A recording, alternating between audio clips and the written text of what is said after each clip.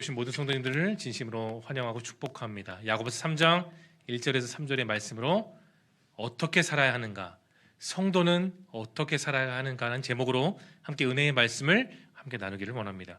우리는 이 말이라는 것을 쉽게 내뱉고 하지만 쉽게 다시 담지 못합니다. 그냥 흩어져 버리는 것으로 여길 때가 참 많죠. 근데 성경을 보면 말은 아주 중요하다고 우리에게 가르치고 있어요.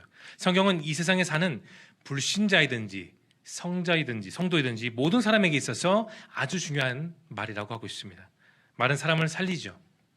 때로는 그 말은 사람을 저주하고 죽이기도 합니다. 칸창이라는 시인의 혀 그 매력이라는 시를 보면 이런 구절이 있어서 함께 나누고 싶습니다. 사람이요, 사람의 말은 그 말에 해당하는 것을 끌어당기는 에너지가 있습니다. 말은 병을 낫기도 하고 사람을 병들게 하지요. 말은 사람을 부자로 만들지만 가난뱅이로 만들 수도 있습니다. 한 가지 놀라운 사실은 우리는 과거에 말한 대로 그 열매로 현재를 살고 있는 것이죠. 따라서 오늘 이 시간에 어떤 말을 하느냐에 따라 미래의 운명을 결정한다 해도 과언이 아닙니다라는 그 19절이 있습니다. 여러분, 사람의 혀는 사람의 말을 해야 됩니다. 사람의 혀는 짐승의 말을 하는 것이 아니라 사람의 말을 해야 되죠. 그러나 종종 짐승의 말을 할 때도 있고 악마의 말을 하기도 합니다. 말은 씨앗과도 같습니다. 혀가 뿌린 대로 어떤 말을 하든지 뿌린 대로 거두게 되는 겁니다. 사람이 천사의 말을 하면 어떻게 될까요? 천사를 닮게 되겠죠. 예수님의 말을 하면 우리는 어떻게 되겠습니까? 작은 예수의 사람이 되는 거죠. 예수님의 자녀들로서의 합당한 말을 하며 살게 됩니다. 그리고 사랑과 감사와 응원과 경외의 말을 하게 되면 어떻게 되죠? 그 말한 열매 그대로의 선물을 우리가 부여받고 서로 나눠 가질 수가 있게 되는 것이죠. 결국 사람의 가치는 말을 통해서 다른 사람을 살리거나 또는 죽이고 자신을 높이거나 낮추는 절대적인 기준이 말에 있음을 여러분 기억할 수 있기를 바랍니다. 기독교에서 우리가 믿는 이 신앙에서 정말 중요한 가치는 내가 이 세상에서 얼마나 많은 것을 버느냐, 얼마나 높은 자리에 있느냐, 얼마나 내가 많은 학벌이 있어서 그 학벌에 대한 길이를 재느냐가 아니에요. 중요한 것은 여러분, 내가 하루 가운데 이 짧은 24시간 하루 가운데 어떤 말을 하고 내가 어떠한 인생의 길을 가느냐가 정말 중요하다는 사실을 기억할 수 있기 바랍니다. 모든 사람들은 여러분 다 광야에서 태어나 그 광야에서 살아가는 사람들이죠. 험한 인생길 같은 그 광야, 사막을 벗어나기 위해서 무수한 사람들은 길을 찾고 있습니다. 인생을 제대로 살고 바로 살려고 하는 사람들에게, 그런 성도들에게 오늘 야고보는 귀중한 3장 1절에서 이런 말하죠. 3장 1절의 본문을 열어주시면 3장 1절 이런 말씀이 있습니다. 우리 다 같이 한번 읽어볼까요? 시작. 내 형제들아, 너희는 선생된 우리가 더 큰 심판을 받을 줄 알고 선생이 많이 되지 말라. 요즘 많은 학생들, 어린 친구들, 초등학생들을 보면 미래에 뭐가 되고 싶냐는 그 꿈에 여전히 교사가 여전히 탑10에 든다고 합니다. 얼마 전 세간의 화제였던 모 교사의 안타까운 죽음에도 있음에도 불구하고 여전히 많은 젊은이들은 교사에 대한 꿈을 가지고 있죠. 그 어렵다는, 정말 쉽지 않은, 만만치 않은 임용고시를 많은 사람들이 여전히 준비하고 있어요.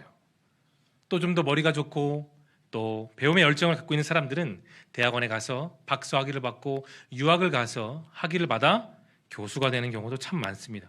많은 경우에 사람들은 이러한 교수가 되기 위해서 또는 선생이 되기 위해서 남들에게 공부하고 준비하는 과정들이 자신에게도 유익이 되지만 주변에 많은 사람들에게도 유익이 된다고 생각하고 있습니다. 남을 가르치는 것은 아주 품위가 있죠. 고상하고 장년이 보장되고 또 좋은 그런 직업이기도 합니다. 그런데 오늘 본문은 이런 평범한 선생을 말하고 있지는 않아요. 바로 인생의 선생을 말하고 있습니다. 그런데 야고보는 그런 인생의 선생을 지금 1절에서 여러분 많이 되십시오라고 말했습니까? 아니면 많이 되지 마십시오라고 말하고 있나요? 많이 되지 말라고 하고 있습니다. 참 이상하죠? 제가 지금 야고보 설교를 수요일마다 하는데 1장 1절부터 보면은 고난 중에서도 기뻐하라 하고 어려움 중에서도 기뻐하라는 그런 말을 하면서 오늘 본문으로 오면 야고보가 좀 약간 생뚱맞게 느껴지는 그런 말을 하기도 합니다. 여러분은 선생이 많이 되지 말라고 하고 있어요.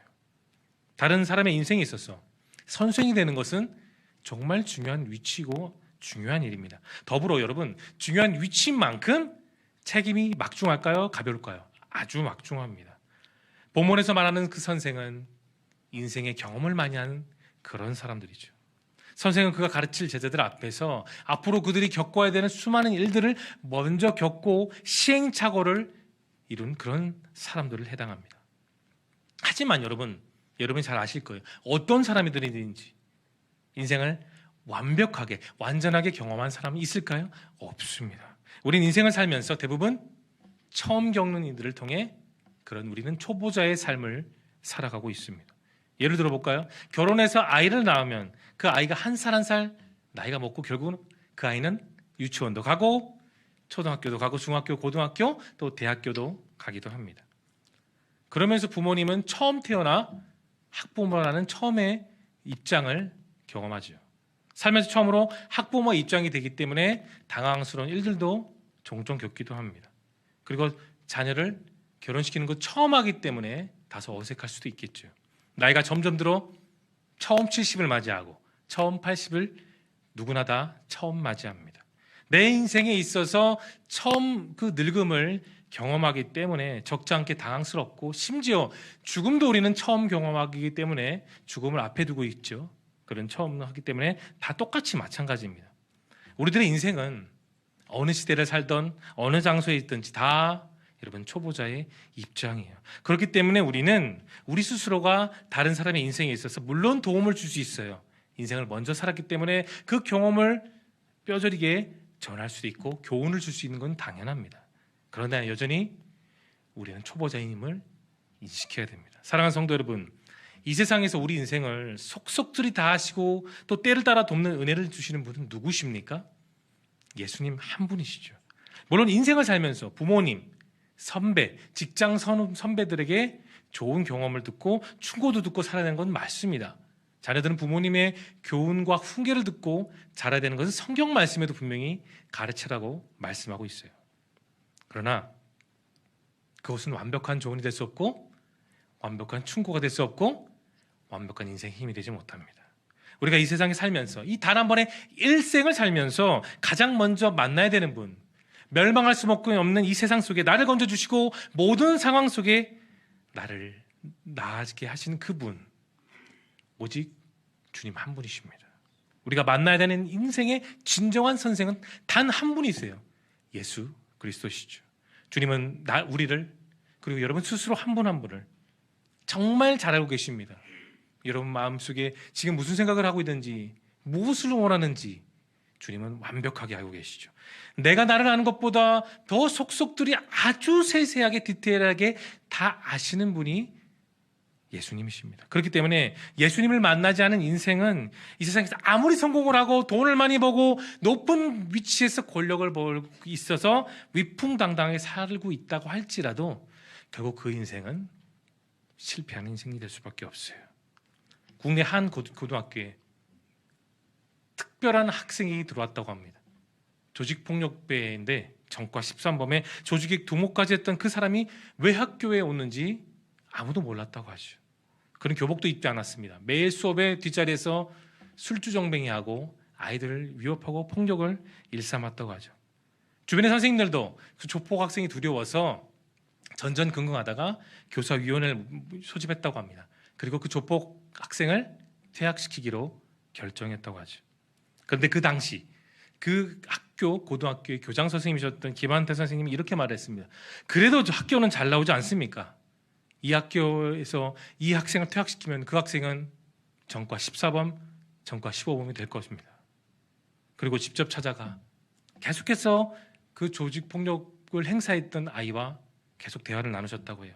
학교에서 시킬 일이 있으면 그 아이를 꼭 일을 시키고 또 선행할 수 있다는 것을 보여주기 위해서 봉사활동도 많이 시키고 학교에서 표창장까지 줬다고 합니다. 그러자 처음에는 교장 선생님들을 위협하고 언행을 나쁘게 했던 그 학생이 그 교장 선생님 한 분으로 인해 언행이 점차 변화되기 시작했다고 합니다. 그리고 나중에는 아무 문제를 일으키지 않고 선도도 하고 설선수범을 하며 나중에 전문대학교로 가 아이들을 양성하는 교사가 됐다는 소식을 들은 적이 있습니다. 여러분, 우린 누구나 다 초보의 인생을 살고 있어요. 물론 저보다 연배가 많으시고 더 인생을 많이 사셔서 인생의 선배이시겠지만 예수님의 입장에서 봤을 때는 우리 모두 다 초보자의 입장입니다. 다듬어지지 않은 성품이 여전히 있고요, 모난 성품도 우리 안에 여전히 존재합니다. 그런 우리를 주님께서 참 스승이 되셔서 우리를 동행해 주시고 우리를 늘 말씀으로 가르치시고, 그래서 우리에게 길이요 진리요 생명이 무엇인지를 이 신앙생활과 믿음생활을 통해 우리를 날마다 깨우쳐 주셨습니다. 그리고 우리는 그 그리스도의 몸된 교회에서 변화된 삶을 경험하며 은혜를 누리는 수혜자가 되는 것을 여러분 믿으시길 바랍니다. 사랑하는 성도 여러분, 나를, 여러분 한 명 한 명을, 우리 모두를 바른 길로 이끌어준 참 스승이자 선생이신 그 주님의 은혜를 잊지 말고, 또한 누군가를 바른 복음, 바른 길로 대해줄 수 있는 그런 인생을 지속적으로 살아가는 저와 여러분 모두가 될 수 있기를 예수님의 이름으로 축원합니다. 교회에서 우리는 신앙생활을 합니다. 그리고 일용할 영성, 일용할 은혜, 일용할 말씀을 우리는 예배마다 공급받고 있어요. 채워갑니다. 그래서 저와 여러분은 종교생활이 아닌 신앙생활, 더 나아가 믿음생활을 하고 있는 것이죠. 그래서 일전에 제가 설교에 말씀드렸다시피 우리는 신념을 버리고 믿음을 소망하고 그걸 소유하고 있습니다. 믿음생활 앞에 우리가 서 있죠. 그 믿음생활에 서 있는 모든 성도를 향해 야고보는 3장 2절에서 이런 말을 합니다. 3장 2절의 본문을 열어주시면, 자, 이번엔 여러분의 아름다운 목소리로 크게 읽어보겠습니다. 시작.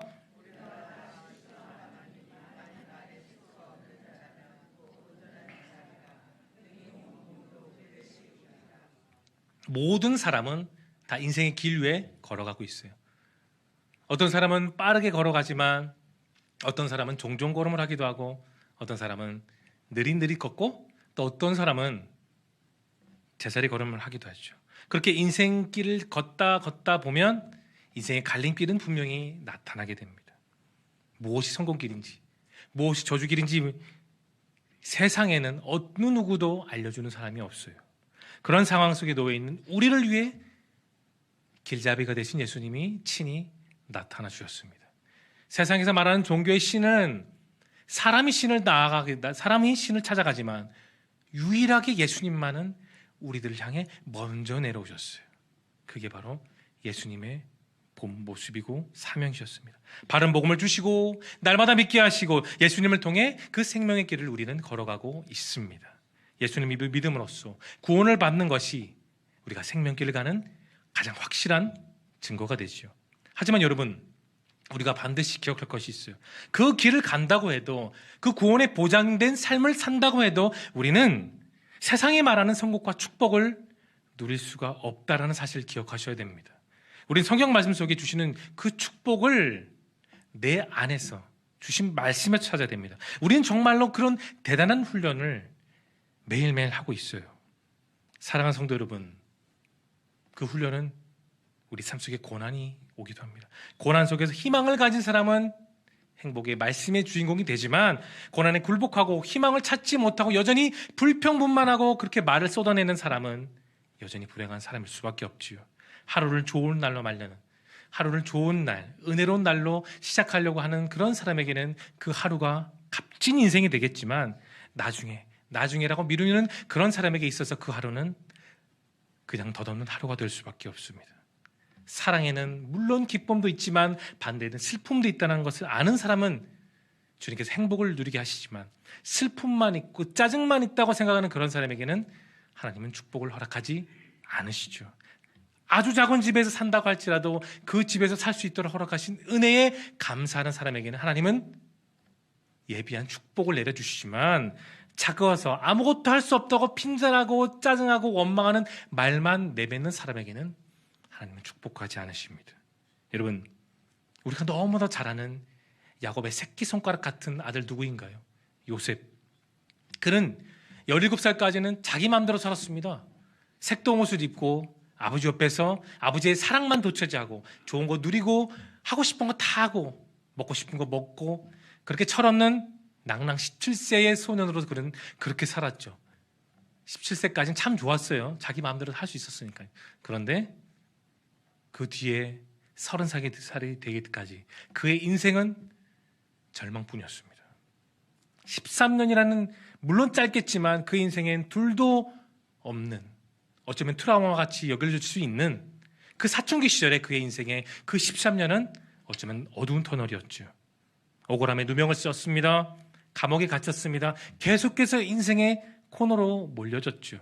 그럴 때마다 성경은 그 안타까운 사건이 있을 때마다 하나님은 그에게 뭐라 말씀하셨나요? 형통했다라고 말합니다. 여러분, 말이 됩니까? 아니, 뭐가 요셉을 그렇게 형통하게 했습니까? 보면은 오해를 받고 형들의 미움을 받아 구덩이에 빠지고 또 붙들려 애굽에 갔을 때 또 노예로 팔렸고 보디발 집에서 가정총무로 잘 사는가 했는데 또 오해를 받아 감옥에 붙들리는, 억울하고 비참하고 비참한 그의 인생인데 뭐가 형통하다고 볼 수 있겠습니까? 가족과 아버지의 사랑을 받고 자라야 되는 그 사춘기 시절에 그는 혼자였습니다.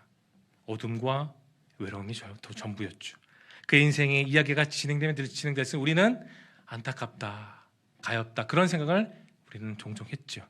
실패한 인생, 사랑하는 아버지를 만나지 못하는 억울한 인생이 그의 전부같이 보였습니다. 그러나 그 속에서 다른 사람은 다 떠났을지라도, 그의 곁에 사랑하는 야곱이 없을지라도 그에게는 단 한 분이 있었습니다. 누구십니까? 하나님이 계셨죠. 사람은 그의 곁을 다 떠났지만 어느 누구도 인정하지 않고 어느 누구도 존경하지 않고 어느 누구도 사랑하지 않은 외톨이, 그에게는 단 한 분, 그의 인생의 전환점, 완벽한 성숙한 신앙을 이끌 수 있는 단 한 분인 하나님이 계셨습니까? 언제부터 계셨습니까? 17살 이후부터 계셨나요? 아니요. 요셉이 태어나기 전부터 그를 지명하셨고 그를 야곱의 가정으로 부르셨고 그를 야곱의 가정의 11번째 아들로 태어나게 하셨고 그를 통해 별과 같이 빛나는 가장 영롱한 주님의 자녀로 그는 그렇게 성숙하게 되었습니다. 돈을 주고도 할 수 없는 정말 엄청난 인생의 경험을 바로 주님을 통해, 하나님을 통해 했죠. 그리고 30살이 되었을 때 애굽에서 2인자가 되어 모든 자연재해를 주님이 주신 은혜로 극복하는 슬기로운 총리로서 여전히 많은 사람들이 기억하고 있습니다. 사랑하는 성도 여러분, 이외에 모세, 야곱, 다윗 등등 우리는 수많은 성경의 인물을 다 압니다. 그들이 어떻게 살았고 무엇을 소유했으며 어떤 훈련을 걸쳤는지는 우리는 누구보다도 잘 알고 눈 감고도 이렇다는 것을 다 알고 있어요. 그런데 여러분, 그들이나 우리나 쉬운 인생이 아니죠. 우리 모두 같이 엄청난 그 훈련을 겪고 낮아지고 부서지고 깨어지고 다시 일어나고 넘어지고 부서지고 그런 인생의 상황 가운데 하나님이 다시 일으켜주심으로 다시 담대히 일어서 승리하는 삶을 믿음의 조상들이 성취했던 겁니다. 그래서 히브리서 11장은 그래서 믿음을 그렇게 강조하고 있는 거예요. 여러분, 그러나 오늘 많은 크리스찬들은, 상당수의 크리스찬들은 여전히 축복만을 누리기만 합니다. 연단의 과정을 생략하고 그냥 축복만을 누리고 싶어하는 크리스찬들이 우리 주변에 참 많습니다. 특히나 나이가 젊으면 젊을수록 어릴수록 더 그런 경향이 더 짙어지죠. 마치 우리가 사는 이 세상에 문명이 발달하면 발달할수록 편해지는 것처럼 그 편해지는 것에 편승해서 상당한 크리스찬들은 신앙생활도 편하게 하고 싶어합니다. 고난받고 싶지 않아요. 기도하고 싶지 않아요. 그냥 자기 마음대로 하고 싶어합니다. 삶의 가치의 편함, 그리고 문명은 사람의 머리와 손에 달려 있습니다. 맞아요. 그런데 여러분 그거 아십니까? 믿음은, 신앙생활은 나에게 달려있지 않습니다. 결코 나에게 달려있지 않아요. 이 시대 속에 주님은 우리 모두에게 이런 말씀하십니다. 마태복음 10장 16절을 열어주시면 이 중요한 말씀을 저와 여러분이 함께 합독하시겠습니다. 시작. 보라, 내가 너희를 보냄이니 양을 이리 가운데로 보냄 같도다. 그러므로 너희는 뱀같이 지혜롭고 비둘기같이 순결하라. 우리는 보통 이 후반절의 말씀을 보면 우리는 비둘기같이 순결해야 돼, 뱀같이 지혜로울 수는 없어, 우리는 믿음의 조상처럼 지혜로워야 돼, 그렇게 생각할 때가 많습니다. 보통 뱀같이 지혜롭다고 자부하는 사람치고는 여러분 순결하지 못해요. 믿음이 충만하지 못합니다. 반대로 볼까요? 비둘기같이 순결한 사람치고는 강직한 마음이 있어요. 그런데 그 사람에게는 주님이 공급하신 지혜가 부족합니다. 그렇다면 어떻게 이 마태복음 10장 16절의 말씀처럼 우리가 뱀같이 지혜롭고 비둘기같이 순결하게 살 수 있을까요? 우리는 인생 훈련을 받아야 됩니다. 저에게 따끔하게 말씀하신 분들 계실 거예요. 뭐 겨우 40밖에 안 산 부목사가 뭘 알겠느냐고 말씀하실 수 있겠지만 우리는 주님이 다시 오실 그날까지 모두가 다 주어진 인생 가운데 끊임없이 인생의 훈련과 연단을 받아야 됩니다. 여러분, 단순히 군대에 가서 1년 6개월 보내는 것도 아니고 병영체험에 4박 5일을 경험하는 것도 아니에요. 주님을 가셨던 그 고난길 속에 우리는 끊임없이 훈련을 받아야 됩니다. 여러분 잘 아실 거예요. 신앙생활에 있어서 고난이라는 훈련 없이 내가 결단코 신앙의 발걸음을 앞으로 내디딜 수 없다는 것을 여러분이 더 잘 아실 겁니다. 내가 진정 주님 말씀하신 것처럼 뱀같이 지혜롭고 비둘기같이 순전한 마음으로 살기 위해서는 우리 고난의 밑바닥을 지속적으로 경험해야 됩니다. 그렇게 처절한 몸부림을 쳐보고 경험하고 또 경험해야 우리는 비로소 내 힘을 내려놓을 수 있습니다. 내 힘을 풀 수가 있어요. 온몸에 반 잔뜩 들어간 내 힘을 스르륵 다 풀 수가 있는 겁니다. 바로 그 신앙의 밑바닥에서 가능합니다. 그래서 주님은 우리를 연단의 코너로 몰아가십니다. 순전한 마음으로 다시 일어나기 위해서 우리 마음의 불순물을 제거하시고 그렇게 훈련하시고 또 훈련하고 말씀을 듣게 하시고 또 듣게 하시며 그렇게 주님의 전으로 나오라고 우리에게 말씀하고 계심을 여러분 기억할 수 있기를 바랍니다. 그렇게 해야만, 그런 훈련을 계속해서 경험해야만 우린 뱀같이 지혜로울 수 있고 비둘기처럼 순결한 믿음의 종이 될 수 있다는 그 사실을 여러분 기억할 수 있기를 바랍니다. 여러분, 고난없는 인생을 바라지 않는 사람이 어디 있겠습니까? 다 편하게 살고 싶죠. 남과 다투지 않고 그저 평범하지만 편안하게 살고 싶은 사람은 크리스찬들이나 불신자들이나 다 마찬가지입니다. 하지만 고난 없는 인생이 없으니 그 고난을 넉넉히 이기게 해주신 주님을 바라볼 뿐이죠.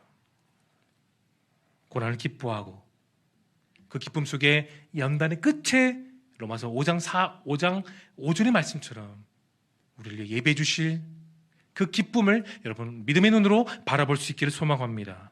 고난을 수용할 믿음이 없어서 불행해지고 고난을 감당하지 못하는 능력이 없어서가 아니라 주님을 바라보지 못하기 때문입니다. 그 고난 속에 여전히 우리는 사람이 아니라, 옆에 사람이 아니라 그 누구도 아닌 주님만을 바라보고 다시 일어설 수 있기를, 그래서 그 일어서는 힘을 주님께서 내게 주셨다는 것을 기억할 수 있기를 진심으로 소망합니다. 우리 이어서 야고보서 3장 3절과 4절의 말씀 함께 읽어보겠습니다. 시작. 우리가 말들의 입에 재간을 물리는 것은 우리에게 순종하게 하려고 그 몸을 제어하는 것이라.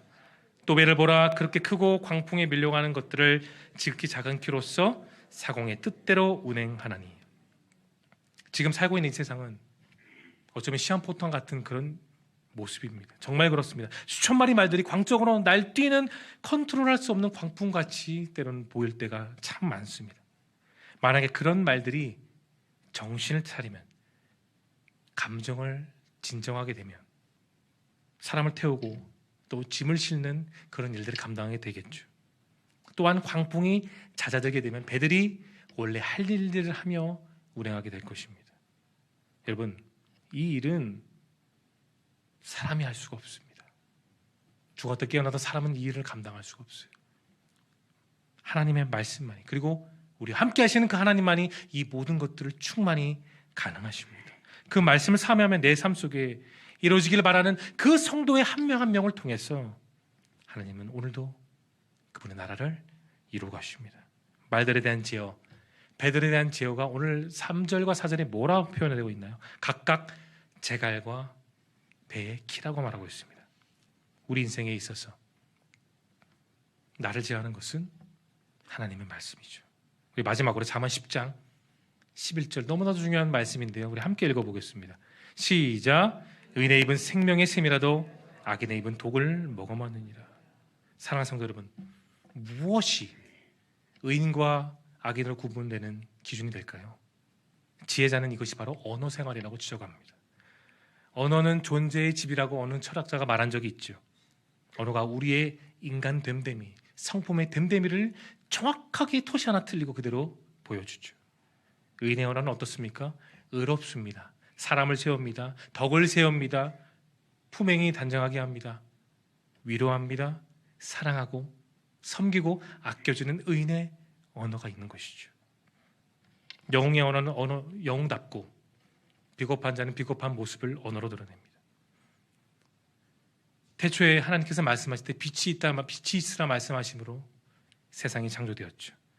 예수님께서 죽은 나사로에게 나사로야 나오라고 말씀하셨을 때 그 생명을 살리는 말씀으로 나사로는 죽음에서 구원받았습니다. 사랑하는 성도 여러분, 우리의 언어는 늘 신중해야 됩니다. 우리는 우리의 언어로 이웃을 살리고 그 언어로 서로를 사랑하고 서로를 섬길 수가 있습니다. 그러나 그 언어가 방향성을 잃게 되게 되면 우리의 언어는 독이 되는 것을 기억하십시오. 우리는 신앙생활하면서 몸소 훈련 경험을 합니다. 그런데 내 입술과 내 마음을 제대로 컨트롤하지 못하게 되면 결국 우리는 방향을 잃게 되고 말죠. 경우에 합당한 말은 아로새긴 금쟁반에 뭐라고요? 은사가라고 하고 있습니다. 필요한 말은 우리가 꼭 해야 되겠죠. 그러나 자신이 어떠한 경우에 말실수를 하지 않는지 우리는 늘 기도하고 내 마음을 주님께 내려놓아야 될 것입니다. 말씀을 정리하겠습니다. 오늘 우리가 살아가는 이 시대 속에 여전히 우리는 신앙생활을 걸어가고 있습니다. 그러면서 많은 도전과 많은 긴장감 속에 이 하루를 살아가고 있어요.